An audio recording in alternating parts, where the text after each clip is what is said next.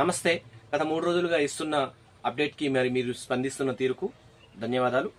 మరి ఈరోజు కాగజ్ నగర్ నుండి మరి 2014లో మరి ఎవరెవరు పోటీ చేశారు, 2018-19లో ఎవరు పోటీ చేశారు, 2022-23లో ఎవరు పోటీ చేశారు అనేది మనం చెప్పుకుందాం.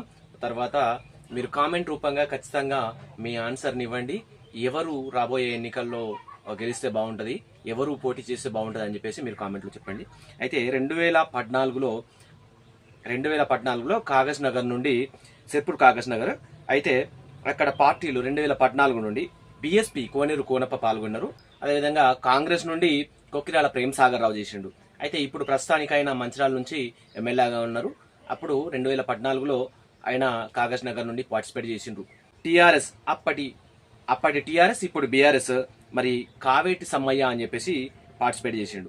2014లో బీఎస్పీకి 49,033 ఓట్లు వచ్చినాయి.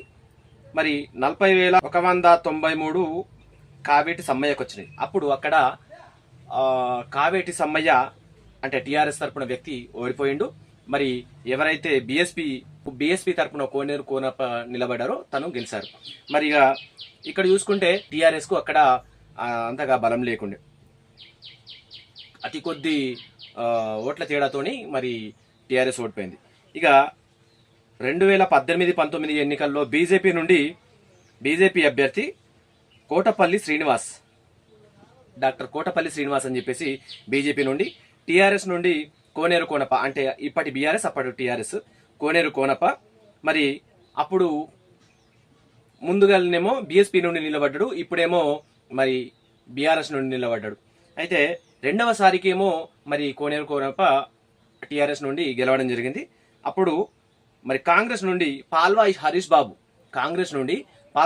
బాబు నిలబడ్డాడు. బీఎస్పీ నుండి రావి శ్రీనివాస్ నిలబడ్డాడు. అయితే దీంట్లో సెకండ్ టైం టీఆర్ఎస్ అభ్యర్థిగా మరి కోనేరు కోనప్ప తొలిసారి బీఎస్పీ నుండి పార్టిసిపేట్ చేసిండు, విన్నర్ గా ఉన్నారు. మరి రెండవసారి కూడా టీఆర్ఎస్ నుండి నిలబడి కూడా మరి అక్కడ విన్నర్ గా ఉన్నారు. ఇక మూడవసారి చూసుకుంటే సిర్పూర్ అసెంబ్లీ నియోజకవర్గంలో మరి బీజేపీ నుండి పాల్వాయి హరీష్ బాబు 63,702 ఓట్లు, మరి బీఆర్ఎస్ కోనేరు కోనప్ప 60,614, మరి బీఎస్పీ నుండి ఆర్ఎస్పీ అంటే ఆర్ఎస్ ప్రవీణ్ కుమార్ 44,646 ఓట్లతోని మరి అది ఆయన ఉన్నారు.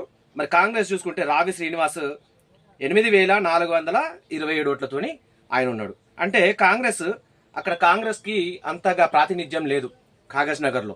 మరి బీఎస్పీ నుండి కోనేరు కోనప్ప తొలిసారి 2014లో బీఎస్పీ నుండి పార్టిసిపేట్ చేసి గెలిచారు. అదేవిధంగా టీఆర్ఎస్ బీఆర్ఎస్ నుండి కూడా రెండవసారి పార్టిసిపేట్ చేసి కూడా మరి గెలిచారు తను. అయితే మరి మూడవసారి మాత్రం పాల్వాయి హరీష్ బాబు అక్కడ నుండి సొంతం చేసుకున్నాడు 63,702 ఓట్లతోని. అయితే మరి ఇక్కడ చూసుకుంటే కోనేరు కోనప్పకి ఈ హరీష్ బాబుకి డిఫరెన్స్ ఎంత ఉందంటే 3,000 పైచిలకు ఓట్లు తేడా ఉన్నది. అంటే హరీష్ బాబు కన్నా కోనేరు కోనప్పకి అక్కడ బీఎస్పీ నుండి తొలిసారిగా ఆర్ఎస్పీ అంటే ఆర్ఎస్ ప్రవీణ్ కుమార్ తన పదవిని వదిలేసి, తన ఉద్యోగాన్ని వదిలేసి మరి బీఎస్పీ ప్రెసిడెంట్ గా తన బాధ్యతలు చేపట్టి అంటే రాష్ట్ర బీఎస్పీ ప్రెసిడెంట్ గా ఆయన రాజకీయంలో అడుగుపెట్టి మరి ప్రెసిడెంట్ అయి కూడా 44,646 ఓట్లు మాత్రమే తీసుకున్నారు. అయితే మరి తాను అక్కడ ఉంటానని చెప్పేసి ఇల్లు కూడా తీసుకున్నాడు.